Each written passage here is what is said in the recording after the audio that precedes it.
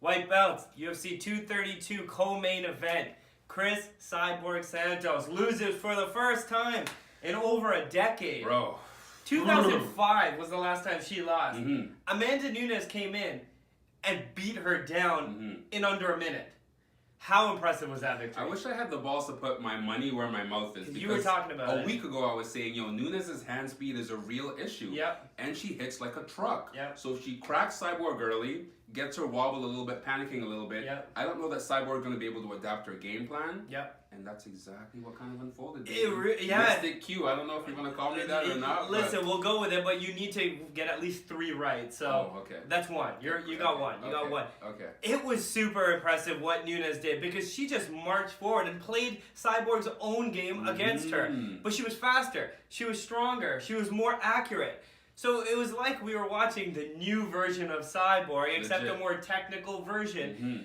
And it really made me feel that, that maybe the torch is passed and Cyborg's done. Like her all over Brazilian legend family. I think so because, you've spoken to this in the past as well. We know that fighters are great. Cyborg is a legend of the sport. Yes. By far. True legend. People come up against certain matchups where no matter how many times you run this one back, and granted if Cyborg wants a rematch, like you give Cyborg a rematch. Immediate. But no matter how many times you run that back, you see that matchup and you're like, geez, I know what's going to happen. Nunes is going to put those hands on her, be faster, be more accurate, and she's probably going to get the same results every single time. So it's just one of those, it kind of sucks for Cyborg, but you got to be excited for Nunes and her reaction after the fight, too. Oh, man, that was cool. Oh, man. That was really... It just showed, too, though, because Cyborg's strategy for the last 10, 15 years of her fighting was really just plodding forward and throwing overhands non-stop. Yeah. And she was fast. She was pretty accurate. Yeah. But she just had the will and desire to win. That all just went away yesterday. And I don't even know if she can come back stronger in her next fight. I'm worried about her future because now the chin is not the same.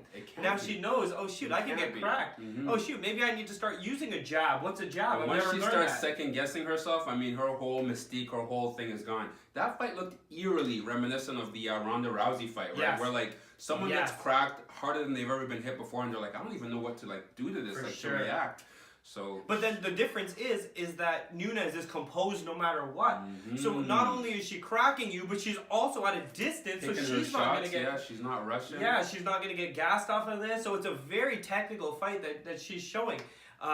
Whereas Cyborg's previous opponents, they didn't really want to fight her. And we were talking about that too a little bit, right? Yeah. Like all those other girls, they got the call to fight her. And they're like, okay, well, we'll take it.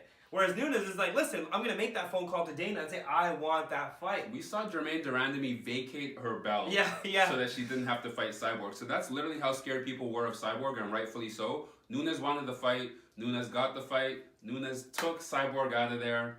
Nunes definitely beat it. She is the champ, which segues me to which belt is she going to defend first? Or what are we going to do with her? Because you can't have a champ. Real talk, and this might be cruel. You pointed this out off of camera.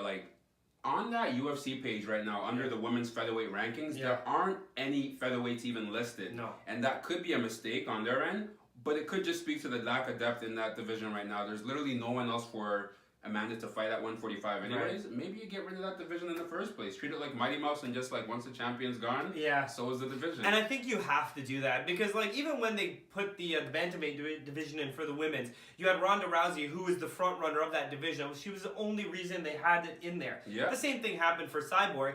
And now if nobody is going to really, there's no girls developing in that division, there's no real, number one contenders. But what are we doing here? Get rid of it. Get Nunes back down to 135. All those fatties that want to cut the weight, do it. Because, listen, you're not going to go up just to get an easier path to the title. Cut a little bit more. I feel a little bit bad for Megan Anderson, who is a big girl. Yeah. Bigger girl, and she did fight at, I don't know if she can make 135, but you know what? Invicta's ready to sign her.